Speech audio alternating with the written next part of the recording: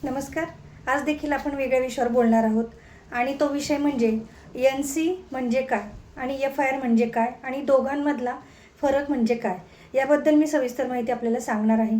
बऱ्याच वेळा घरामध्ये किंवा बाहेर आपली लोकांशी भांडणं होतात, घरात भांडणं होतात आणि मग आपण पोलीस स्टेशनमध्ये जातो आणि पोलीस स्टेशनमध्ये गेल्यावर आपण नक्की कुठली कंप्लेंट द्यायला पाहिजे हे आपल्याला माहिती नसतं. मग त्यावेळेला तिथे गेल्यावर आपण FIR करायची की NC नोंदवायची हेच आपल्याला माहिती नसतं आणि त्यात फरक काय आहे आपल्याला हे देखील माहिती नाही आहे. म्हणून मी याबद्दलच आज कायदेशीर माहिती आपल्याला सांगणार आहे. संपूर्ण व्हिडिओ शेवटपर्यंत नीट ऐका आणि आपल्याला आवडला, छान वाटला तर नक्की कॉमेंटमध्ये मेसेज करून सांगा आणि माझ्या चॅनेलला फॉलो करा. तर पोलीस स्टेशनमध्ये गेल्यावर तक्रार देण्यासाठी आपण जातो त्यावेळेला NC नोंदवतात की FIR हे आपलं कन्फ्युजन असतं आणि बऱ्याच वेळेला हा गोंधळ होतो आणि मग त्यामुळे आपण काय करावं हे आपल्याला कळत नाही. म्हणून मी हाच फरक तुम्हाला सांगणार आहे.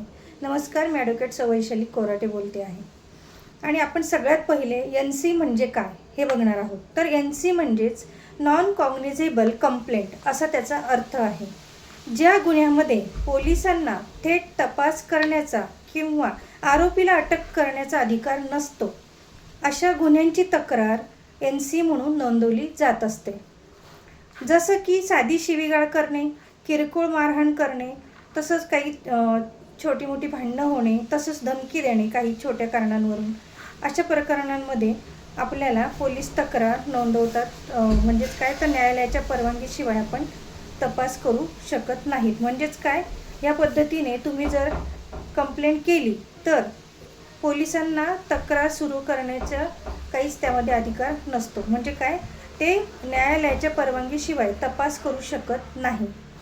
भारतीय नागरिक सुरक्षा संहिता 2023चे कलम 174 आणि पूर्वीचे CRPC कलम 155 नुसार हे NCचा त्याचा अर्थ आणि त्याचे छोटे मोठे जे काही गोष्टी घडतात, भांडणं होतात, त्याच्याबद्दल मी सांगितलं आहे. तर आपण आता FIR म्हणजे काय आपण ते पाहू.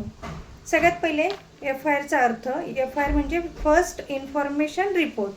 जेव्हा एखादा दखलपात्र म्हणजेच कॉग्निझेबल गुन्हा घडतो तेव्हा FIR नोंदवली जाते. अशा गुन्ह्यांमध्ये पोलिसांना थेट तपास करण्याचा आणि आवश्यक असल्यास आरोपीला अटक करण्याचा अधिकार असतो. जसे की खून झाला असेल किंवा बलात्कार झाला असेल, चोरी झाली असेल आणि फसवणूक झाली असेल, दरोडा पडला असेल मोठ्या प्रमाणात, अपहरण झालं असेल किंवा गंभीर कुठली दुखापत झाली असेल तर.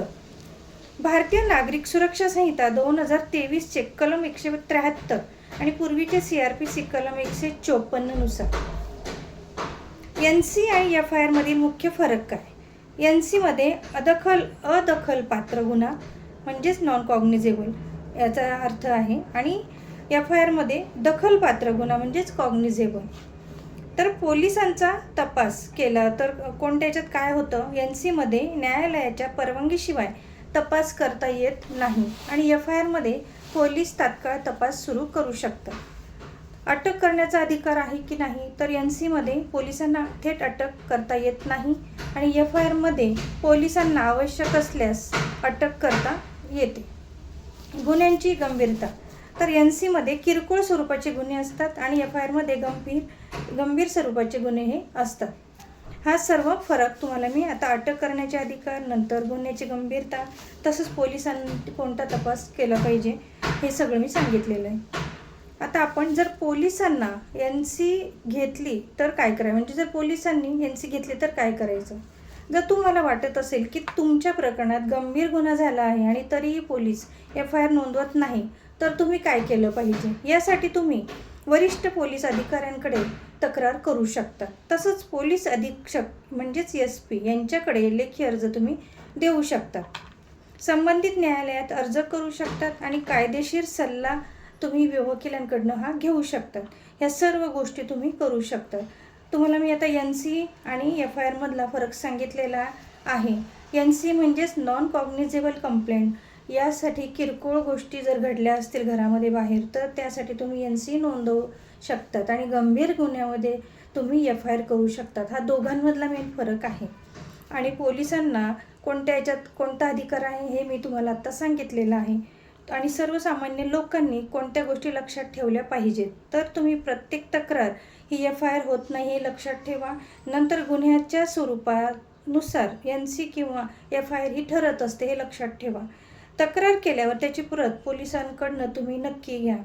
ती तुम्हाला फ्रीमध्ये मिळत असते, ती तुम्ही मागून घ्या त्यांच्याकडून. चुकीची माहिती देऊ नका आणि आपल्या हक्काची माहिती असणे आपल्याला हे आवश्यक आहे. तसंच NC आणि FIR यामध्ये सर्वात मोठा फरक म्हणजे गुन्ह्याचे स्वरूप आणि पोलिसांचे अधिकार या दोन्ही गोष्टी याच्यामध्ये येत असतात. किरकोळ गोष्टींसाठी NC नोंदवली जाते, तर गंभीर गुन्ह्यांसाठी FIR ही नोंदवली जात असते हे लक्षात ठेवा. या पद्धतीने मी तुम्हाला कायदेशीर माहिती सांगितलेली आहे. आपल्याला माहिती कशी वाटली नक्की कॉमेंटमध्ये मेसेज करून सांगा. धन्यवाद.